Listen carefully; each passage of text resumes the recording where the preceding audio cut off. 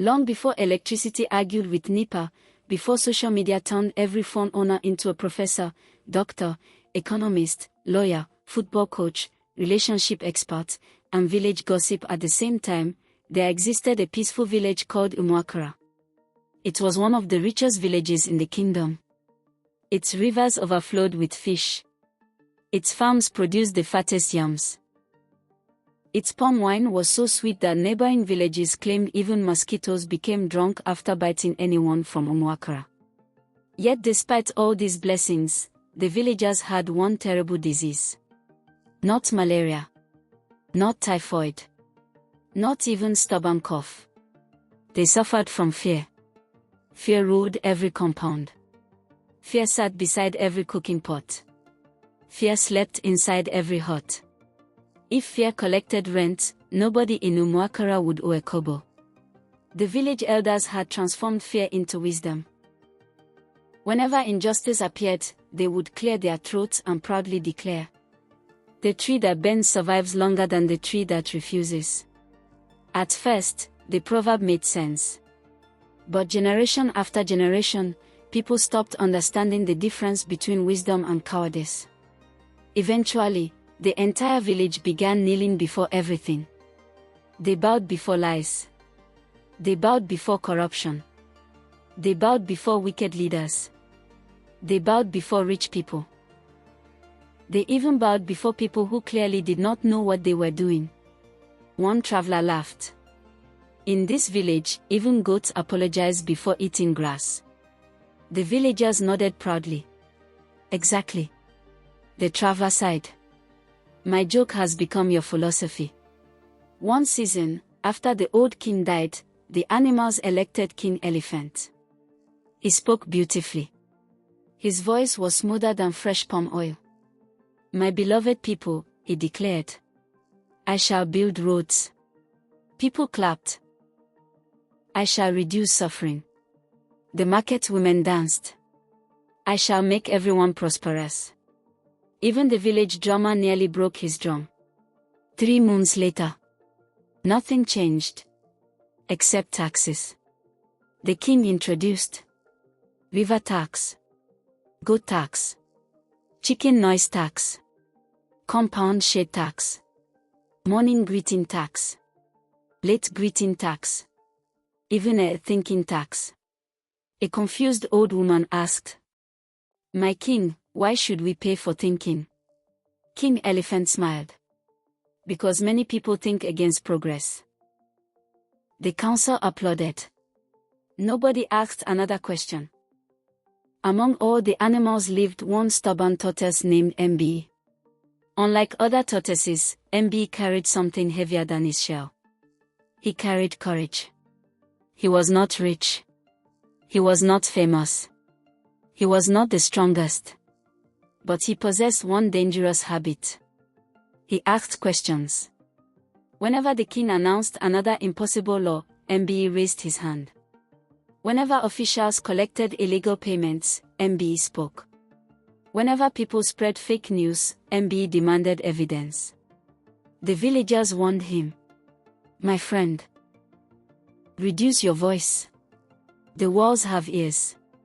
The king has spies. The market has informants. The trees even report to the palace." MB smiled. "If every tree is spying, then let the forest hear the truth." One morning, Parrot, the village gossip, flew across the market shouting, "Breaking news! The king has discovered gold under every compound." People abandoned their businesses. They rushed home carrying shovels. Some dug inside their bedrooms. Others dug under their kitchens. One man dug so much that his goat fell into the hole and refused to come out until sunset. After 3 exhausting days, nobody found gold. MB asked, "Parrot, where did you hear this?" Parrot proudly replied, "Someone forwarded it." "Did you verify it?" "No." "So why spread it?" It had many exclamation marks. The market burst into laughter. MB shook his head. "A lie wearing beautiful clothes is still a lie." The elders later added, "Not every message deserves your attention." The king announced a grand bridge project. Money was collected from every household. Construction began with dancing and singing. 3 weeks later, only one wooden pole stood in the river. Beside it was a giant signboard. "Coming soon." The contractors, 3 fat hyenas, held press conferences every market day. The project is 90% complete. Villagers looked at the lonely pole. Someone whispered, "Perhaps the remaining 90% is invisible." Everyone laughed quietly. Nobody challenged them. Except MB. He asked, "Where did the money go?" Immediately the hyenas shouted, "Enemy of development." Another added, "He hates progress." A third cried, "He is working for another kingdom." The villagers became confused. MBE simply replied, "When questions become crimes, corruption becomes king." King Elephant finally lost patience. He ordered MB's arrest. The palace court was crowded. Monkey served as lawyer. Goat acted as court clerk. The judge was Old Lion, whose spectacles were so thick he occasionally greeted pillars instead of people. Lion asked, "MB, why do you always question authority?" MB answered, "Because authority without accountability becomes oppression." Silence covered the courtroom. Even flies stopped buzzing. Lion coughed nervously. "You speak dangerous wisdom." MB smiled. "Truth always sounds dangerous to those who profit from lies." The king imprisoned MB. The villagers returned home. Life became harder. Taxes increased again. Food prices rose. Farmers abandoned their lands. Young people migrated to neighboring villages. Some chased unrealistic shortcuts to wealth. Others became victims of scammers who promised miracles. The elders finally realized something. Silence had never protected them. It had only postponed their suffering. One old widow stood before the market. "I kept quiet for 20 years. My children are still hungry." A fisherman added, "I obeyed every unfair rule. I still became poorer." One teacher cried, "We taught children never to question. They have grown into adults who cannot defend themselves." Fear slowly lost its throne. During the annual New Yam festival, thousands gathered. Drums echoed across Umu-Akara. Masquerades danced. Palm wine flowed. Then a mysterious masked dancer entered the arena. Nobody recognized him. He climbed the sacred rock. Removed the mask. It was MB. He had escaped prison. The crowd gasped. MB lifted his walking stick. "My people, you have spent your lives kneeling. Tell me, has your suffering reduced?" The crowd remained silent. Has corruption disappeared? No. Has poverty vanished? No. Have lies stopped? No. Then why continue kneeling? One by one, people stood. Farmers, hunters, market women, teachers, blacksmiths, youths, even the palace guards. The king shouted, "Arrest them." The guards looked at their families standing among the crowd.